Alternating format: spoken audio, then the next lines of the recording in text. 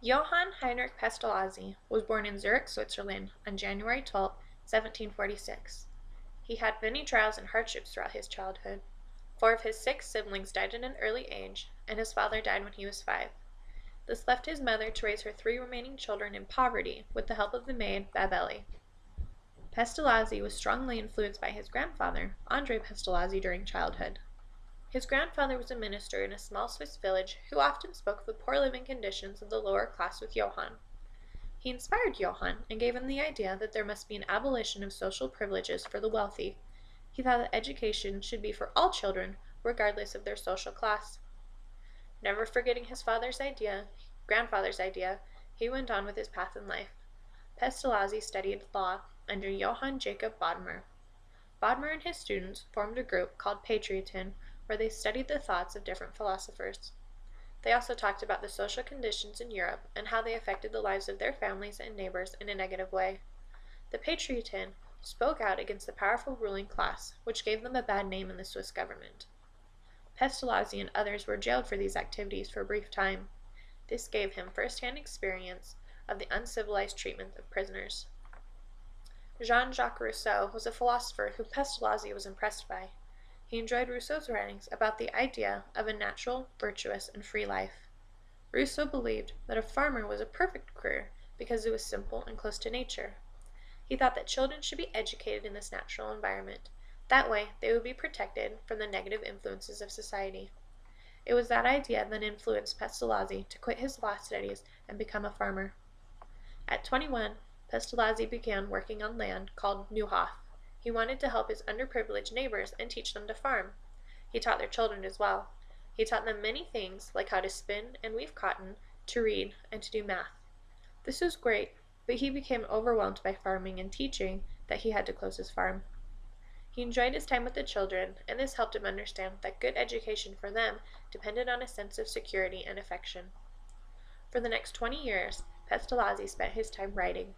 He promoted educational and social reform and used his writing to show the moral and intellectual oppression opposed by the Swiss government. His most popular novel was Leonard and Gertrude. It's the story about an uneducated woman, Gertrude, who used her skills and patience to educate her children and rescue her husband from laziness and alcoholism. Her neighbors then heard of her accomplishments and followed her example. A society developed where education was given to every child in a good and interesting manner. This novel showed Pestalozzi's belief of the mother-child relationship and the huge impact it has on a child's development. Pestalozzi's time as a writer gave him the opportunity to explain the lack of humane treatment in the criminal justice system. He thought there was a connection between a child's upbringing and their morality when an adult. Pestalozzi argued that if you bring a criminal back to his childhood morality and then treat him in a loving way, it would be more effective than punishing him. In 1798, France invaded Switzerland, leaving behind much disaster and death. Switzerland was left with many orphans, and they needed a place to house them. They had heard of Pestalozzi's writings on social and educational reform and asked him to be a schoolmaster at an orphanage in Stans. His time in teaching at Stans became one of the most phenomenal events in the history of education. His school was patterned after a home. It provided the same warmth and nurturing a mother would. He taught his students by using sensory experiences. His goal is to teach the children to become a well-rounded intellectually, morally, and physically. Only a little time at Stans, the French soldiers needed to use his school as a military hospital. He was moved to Burgdorf, where he continued his school and initiated new teaching methods. To teach spelling and reading, he had movable letters and used visual and tactical manipulatives to teach mathematics. He used slate board and pencils to develop visual and manual dexterity, encouraged oral group discussions, implemented physical exercise, and encouraged constant interaction between himself and his students. His methods were so popular that Burgdorf wasn't just a housing school, but a teaching school as well. Many teachers came to visit his school and learn his educational methods. Pestalozzi stressed the main part of teaching was to be in an emotional, secure, and loving environment. He also taught them the benefit of teaching lessons based on sensory, hands-on experiences. He created lessons where the children examined minerals, plants, and animals found in their environment. Following a pattern, instruction moved from the simple to the complex, the easy to the difficult, and the concrete to the abstract. His teaching methods soon quickly spread across Europe and into the United States. At Bergdorf, he trained future educator Friedrich Froebel, the founder of what we now know as kindergarten. Johann Pestalozzi died on February 17, 1827, at the age of 81. His principles of education are still followed today and include the following ideas. 1.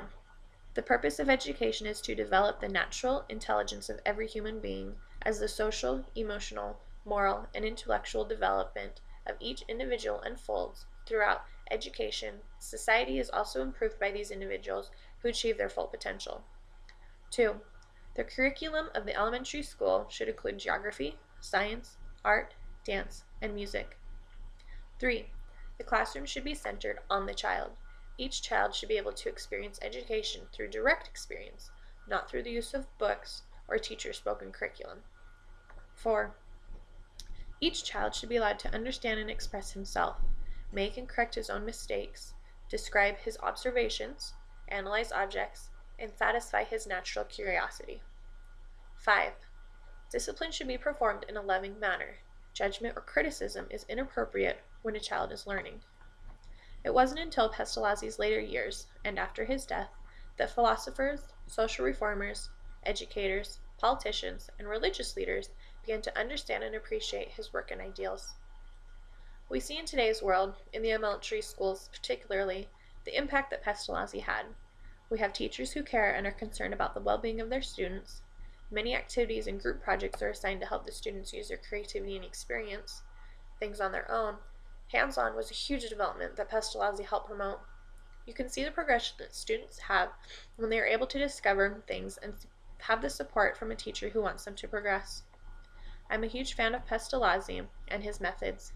These are the methods that are developed in the home, the methods that should be with children throughout their lives. These times are crucial in the development of children. I know that with Pestalozzi's methods we have a base for success, and I'm grateful for all that he has done.